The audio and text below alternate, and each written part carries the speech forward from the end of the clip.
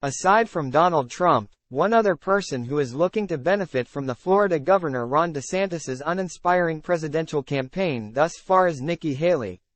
A new Reuters report indicates that 5 significant Republican donors are looking at the former South Carolina governor as a viable hope to displace Trump as the nominee, or, at least have a better chance to do so than DeSantis seems to have at this point.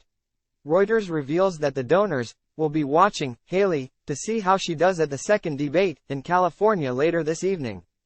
That debate, which is likely little more than a contest for second place, will feature Haley and DeSantis along with North Dakota Governor Doug Burgum, former New Jersey Governor Chris Christie, former Vice President Mike Pence, businessman Vivek Ramaswamy and Senator Tim Scott, SC. Time equals 400 Ms. greater than related.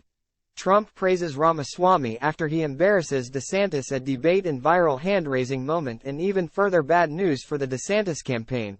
While 3 of the 5 donors profiled in the Reuters column have stayed on the sidelines thus far, 2 of them have not.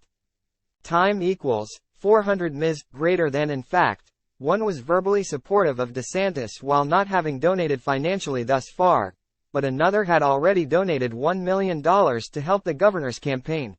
That's called buyer's remorse. And we've barely gotten out of the starting gate, according to the report. That $1 million donor has doubts that DeSantis can win. Until the first debate, I hadn't seen her force of will in her presence. I absolutely would consider donating to her, he said. Still, it appears, at least in this case, that the donor hasn't committed to a full switch as of yet, and that his decision would come down to who he thinks is most capable of taking on Trump and President Joe Biden. Related, Vivek Ramaswamy just caught Ron DeSantis for second place in latest GOP poll. Let's go ahead and analyze that last thought. Why are GOP donors so willing to turn their backs on voters from their own party?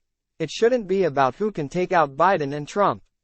President Biden is the one destroying the country. He is the one, if given 4 more years or however many it takes before Kamala Harris replaces him, who will almost certainly put a nail in the coffin of the American experiment. If you think Trump is not capable of beating Biden, that's one thing. But he's clearly the man Republican voters believe is the best option and, according to the polls, coasting to victory in the primaries. So by all means, go ahead and set your money on fire if that's what you'd like. But make no mistake, Biden is the enemy here. Despite DeSantis' struggles, donors might want to consider the fact that Haley continues to sit in 3rd place in the Real Clear Politics national average. She described DeSantis as not ready for prime time, and blasted Trump as consumed by the grievances of the past. Those grievances of the past have now materialized into arrests and indictments by a borderline dictatorial administration. These donors should focus on what this country is becoming or will become instead.